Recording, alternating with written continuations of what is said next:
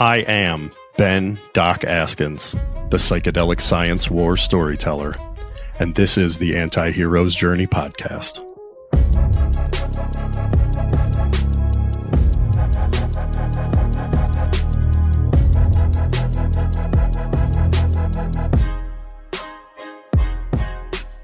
What's up, all you anti-heroes out there?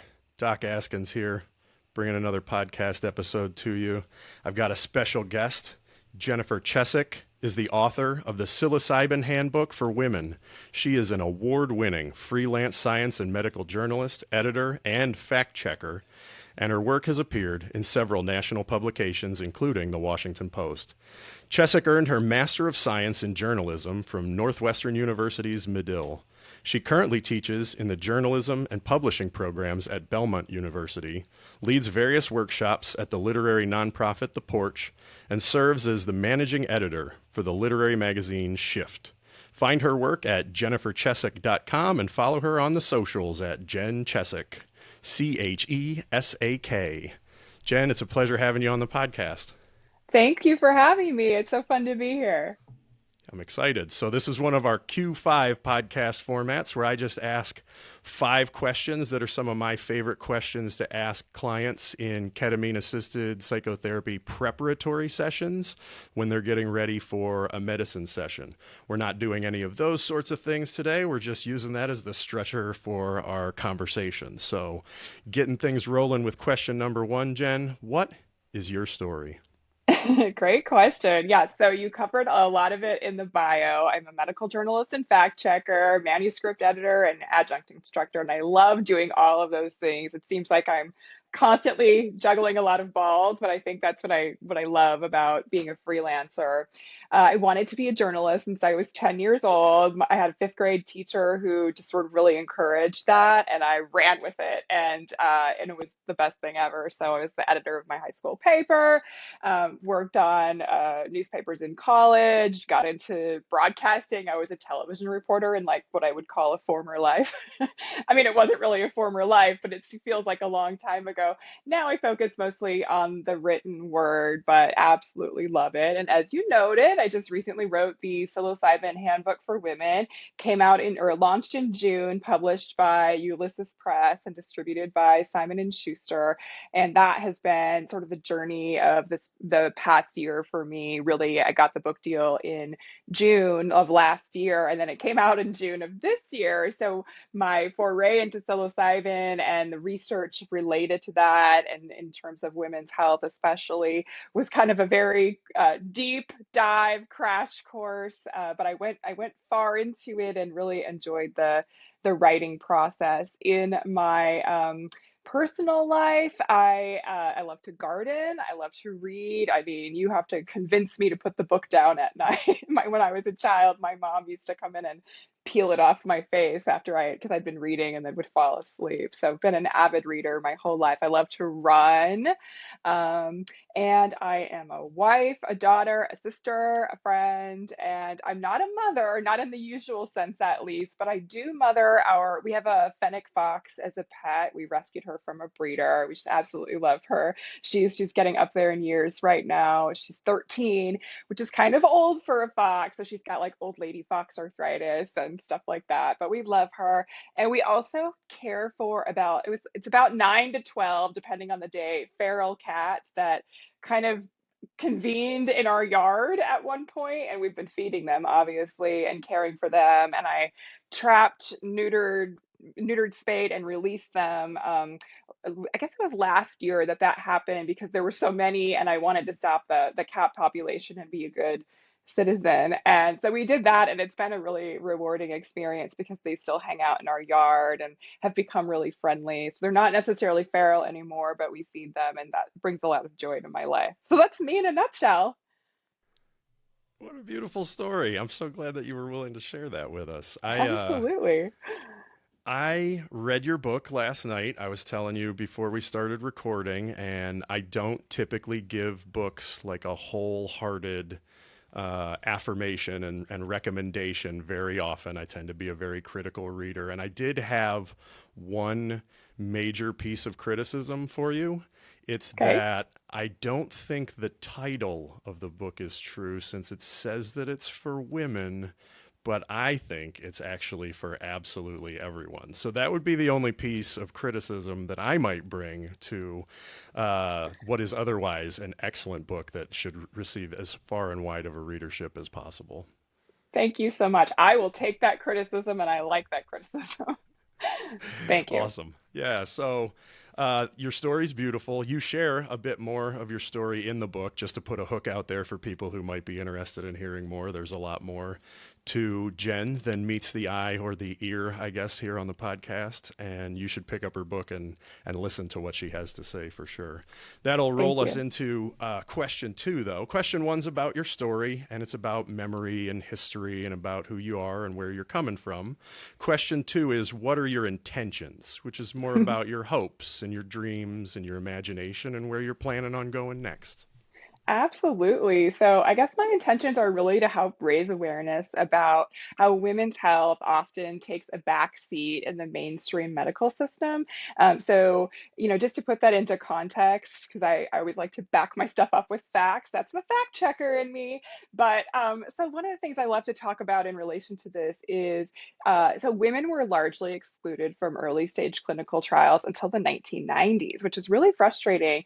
And people wonder what ramifications has that had. And so I like to throw out this timeline that kind of illustrates that. So in 1998, men got a drug for male sexual dysfunction, and that everyone knows that drug. It's Viagra. And but at that point in time, we didn't even have a complete picture of the clitoris. There's like this whole internal structure to the clitoris, and people didn't know this, even doctors. And so a female urologist, she studied this and determined the full structure of the clitoris. So that was 2005. And then fast forward to 2015, that is when women finally got a drug for female sexual dysfunction. It's alarming to me that it was 17 years after men got a drug for this, and even more alarming when you consider the statistics on female sexual dysfunction. So um, uh, people assigned female at birth of reproductive age, 40%, at least about 40% have female sexual dysfunction. But that goes up once people are in that menopause trajectory. That goes up to about 85%, which is, again, why is this not being studied extensively for women? And then, I have a condition called endometriosis, and endometriosis affects 1 in 10 people assigned female at birth. In rare cases, it can affect the male body as well, but that's pretty rare. So again, 10% of women in the US have endometriosis, or I should say worldwide, 10% worldwide have endometriosis. And the National Institutes of Health in the US here, they designated less than 0.1% of their research funding to this condition that dramatically affects our lives. For me, it's been 7 abdominal surgeries, a lifetime of chronic pain, and this is a condition that's constantly ignored. So women clearly get gaslit at the doctor's office for chronic pain. This is a weird little story, but I went to the ER once for such severe pain related to endometriosis, and a male doctor said to me, "You don't take a Ford to a Chevy dealership." And I was like, "What? This is my uterus and we're at the ER. What are we talking about here?" So yes, again, just circling back, my intention is really to, help provide women the concepts or the deep dives behind the mechanisms of action that go on in their bodies. So like, how does the menstrual cycle work? Along the hypothalamic pituitary gonadal axis, or why is menopause linked to weight gain? What are the mechanisms within the body? So that if they are at the doctor's office, are getting gaslit, or their symptoms are being discounted or poo-pooed, they can push back on that. So that's really a huge intention of mine. And of course, I want to educate people about or I should say, raise awareness about the benefits of psilocybin, especially for women, women's bodies, or the female body, I should say. And, I really want to help people feel like it's less of a mystery. I mean, it is a wonderful, magical mystery, hence the name magic mushrooms, right?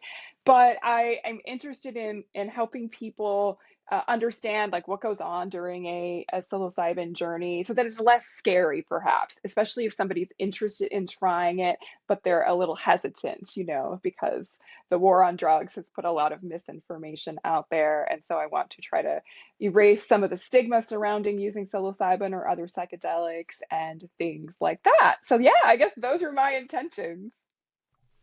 Yeah, those are a hell of a set of intentions to set there. That's got some global scope to it for sure. Thank Have you. you ever read the book Roar by Stacy Sims? No, but I will add it to my list. She's a brilliant researcher who's trying to make up for the difference in athletic performance and training research for females. Like Okay. how to plan training around the menstrual cycle and the different developmental stages of life for females, and it's just chock full of brilliant stuff trying to make up for the difference in the lag time that there's been in research into the female anatomy as it relates to sport. It might be a super interesting read for you. I just Yeah, wanted that to will be. I will drop a certainly look that plug in up. there for it. It's a great book. I love it. It was eye opening for sure. So yeah, beautiful intentions set there. The third question is sort of a bridge. It's a bridge between the past and the future. You're looking at your story, and you're looking back at your story, looking ahead at your intentions. And the way that I like to try to ask people to bridge some of that is to ask them, "What are you grateful for?"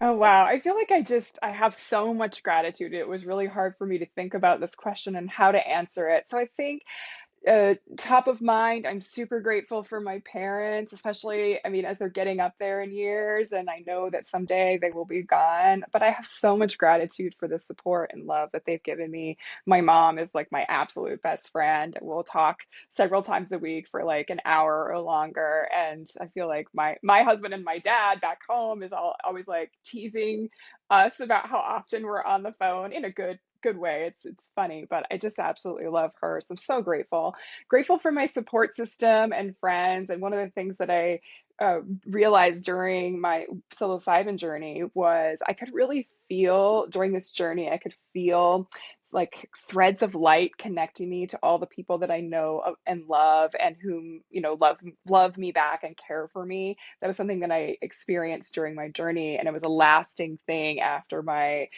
trip. But I think we often know we have a support system out there, but to really feel it in your body was, I mean, I just have so much gratitude for that experience and how that has been lasting. And so obviously I have this gratitude for all those same people that I'm talking about, for the support they've given me over the years, the friendship, the laughs, the good times and bad, all of it. I'm so grateful for it.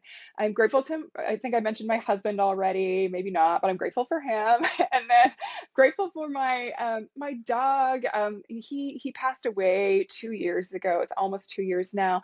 And I just absolutely, like, he was my soulmate. I don't think my husband will be upset if I say that, but he was. And it was really hard to watch him struggle through some health issues, my dog, watch him struggle through some health issues. And then, eventually we had to, put him down at the very, very end. But I feel like that experience of not only having this dog, but his name was Fiber, but to also the experience of dealing with his illness. He had congestive heart failure, and then going through that loss. I'm really just grateful for that. That sounds insane to say you're grateful for something like that, but it taught me so much about life and love. I'm gonna cry probably, but really, really did. And I think that I'm grateful also for really just my whole life. I've faced a lot of struggles in my life, just as everyone has. We go through these difficult times, but I'm actually grateful for those difficult times. And again, that sounds weird,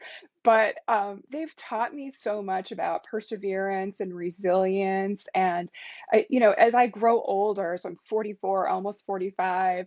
I think there's a lot of hesitancy for people about aging when they're in middle age, but I really love this concept of aging right now, simply because as we get up in years, again, we accumulate all of these experiences, and they teach us so much. And so I'm grateful for some from that. I'm grateful for all that wisdom.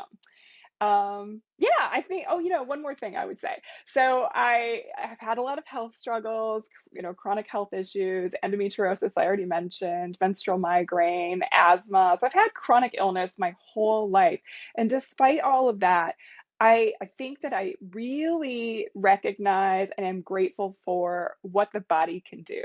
Obviously part of that is being a medical journalist and digging into all of this, the research and learning about mechanisms of action. But if I go out for a run and I'm just like breathing in the air of the woods and heavy breathing because I have asthma, of course, I'm still just grateful for like the fact that I can go run.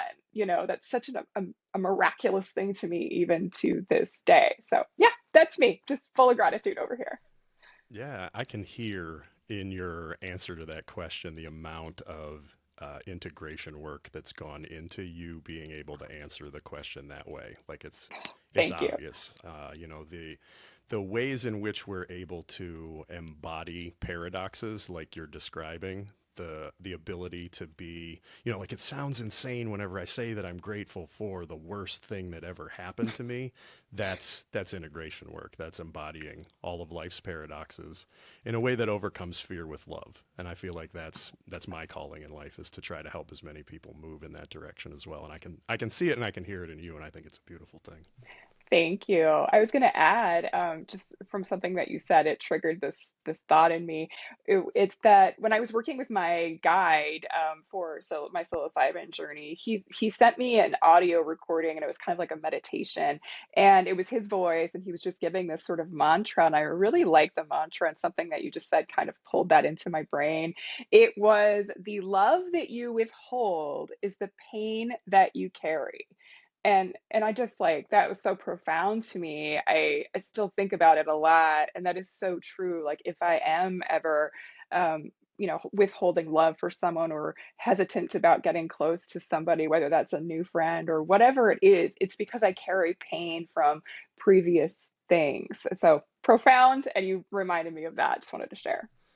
Yes, Dr. Stan Grof is a famous LSD researcher in the Czech Republic in the 20th century, and was, the godfather of transpersonal psychology. And he would describe psychedelic experiences in terms of condensed experiences. You probably heard of this. Coexes is what he called them for short. Birth and death also being an example of coexes, and then a whole bunch of them that we have in between. And what I hear you saying is what I like to call a condensed explanation. Somebody who's gone through a condensed experience, like the medicine journey that you've described, they come out the other side with these condensed explanations for things in life that are just so beautiful and so rich and so difficult to thoroughly unpack, but so enjoyable to hear in this like tight little nugget of wisdom. Can you say again what that mantra was? Yes, it's, the love that you withhold is the pain that you carry. And this was presented to me by Gabriel Castillo at Finally Detached. That's his business. And so I just wanted to give credit where credit is due. Yeah, that's beautiful. All right. On to question 4. What are you creating? Yeah. Oh, I'm always writing. I feel like I've always got my head in my laptop if I'm not out in my garden or in the woods or whatever. But so I'm constantly writing deep dive articles about health, continuing to do that. I'm fascinated by women's health, fascinated by psychedelics. But right now, another topic that's really interesting to me is the topic of longevity. So what causes the aging processes in our body? How can we slow some of these processes so that we have a longer, not only lifespan, but longer health span, where we're living in health and living our best lives essentially when we're 85, 90, whatever, maybe even extending again into the hundreds. So really fascinated about that, and working on several articles throughout the fall related to that, but also continuing to work on topics related to women's health. I have a series out there now on menopause, that's on levelshealth.com. Levels is a biotech company that works with they give people continuous glucose monitors, and those continuous glucose monitors help them work on their metabolic health. And so I've written some menopause articles for that. So really excited about that. And just, I'm just going to keep doing what I'm doing. And people keep asking me, are you going to write another book? And I'm like, I just finished this one. Give me a break. No, I'm kidding. But I do want to write another book. I really want to capitalize on the momentum I've created. And I loved the writing process, the research process. So I have a few different ideas. I won't throw them at you, but definitely have Uh, some things brewing. that's what I was going to ask. Like, what would a sequel be? Just give me one Ooh. idea. So yeah, I think one idea that I'm really that's kind of in my heart and that I want to talk about and write about is this idea of how do you decide if you're going to have children? I think it's this question that a lot of people grapple with in late 20s, 30s, even into their early 40s. How do you make the decision? Because a lot of people are on the fence, and I was someone who was pretty sure I wasn't going to have kids, but I kind of went through this, I wouldn't say crisis, but it was just more like I have to make this decision now. It was in my late 30s. I was leaning towards having a hysterectomy to help with endometriosis pain, and it was something I really needed to do. But if I were going to, have kids, obviously I needed to figure that out first. So I spent several months kind of digging into this topic and trying to figure that out. And I feel like that information that I learned through the research that I did for myself would be valuable to other people because, we live in this world where we don't know what's going to happen. I know it's always been that way, but there's climate change, there's all these things happening. Plus, some people just don't have that, like, oh, I want to procreate instinct. I've never had it, but I still had to think about, am I making the right decision going forward with this? So I've made the decision not to have kids, had the hysterectomy. And again, I didn't even know if I could have kids because of endometriosis, but I had to make this decision either way, and it was complicated. And so I guess I just want to share that knowledge with other people. Well, I think that topic in your hands would be well handled, and that anyone would benefit from hearing, a well-rounded, integrated perspective on a subject like that. So, hurry Thank up and you. write that book so that I'll get to it. I Yes. can get it to my kids whenever the time comes. Yes. I've got a little bit of time before they're going to be making any of those decisions, but I'd be glad to have some resources for when that time comes for me. Sure. So that brings us to our final question. Q5. Who are you really?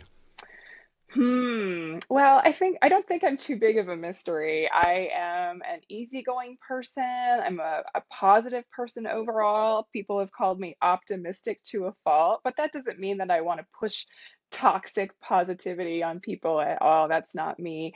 I think, and it doesn't mean that I've never had bad days. I do have bad days. I go through difficult times, but I really lean on resiliency, like concepts of resiliency. I tap into my parasympathetic nervous system, which is the rather than our fight or flight response, it's our rest and digest response in the body. So we can tap into that through, meditation or mindfulness practices. So I think back to when my mom has gone through two different cancer diagnoses, and I was in the hospital with her for the first round where she was having surgery. We just didn't know what the outcome would be, and sitting in the hospital and my heart rate rising and I'm panicking, and I just had to calm myself down.